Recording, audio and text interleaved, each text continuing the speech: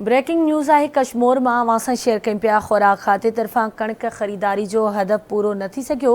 8,59,000 बोरियूं कणक ख़रीदारी वारो टारगेट पूरो न थी सघियो आहे। हिन वक़्त ताईं सिर्फ़ 2,86,000 कणक जूं बोरियूं ख़रीद थी सघियूं आहिनि। अहम ख़बर अवांखे ॾियूं पिया। खुराक खाते तरफा कणक ख़रीदारी जो हदफ पूरो न थी सघियो। 8,59,000 बोरियूं कणक ख़रीदारी वारो टारगेट पूरो न थी सघियो आहे। कश्मीर में अहम ख़बर है अवां सां शेयर कयूं पिया। खुराक खाते तरफा कणक ख़रीदारी जो हदफ पूरो न थी सघियो। 8,59,000 बोरियूं कणक ख़रीदारी वारो टारगेट पूरो न थी सघियो आहे।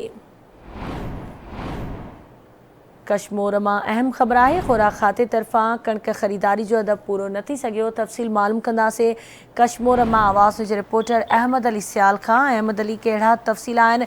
खुराक खाते तरफा कणक ख़रीदारी जो हदफ पूरो न थी सघियो आहे। हाँ जी बिल्कुल, कश्मीर में खुराक खाते की तरफा कणक की खरीदारी जो दिन हदफ पूरो न करे सघिया आहिनि।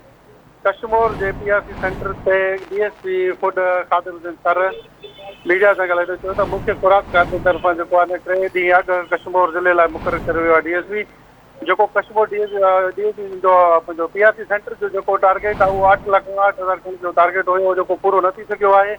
हेॾी टाइम जो PRC सेंटर से 2,86,000 कणक जूं बोरियूं टारगेट ते पहुतल आहे। कश्मीर के मुख़्तलिफ़ हंधनि ते कणक ज़ख़ीरो कंदड़ सां गॾु मीटिंग थी आहे, जंहिं खां पोइ उनजी गॾिजाणी खां यकीन ॾियारो आहे त 100% असां जेको ज़ख़ीरो थियल कणक आहे उहो सेंटर ते ॾेई करे जेको सरकारी रेट ते जेको उन्हनि खे बिल जेको आहे जारी।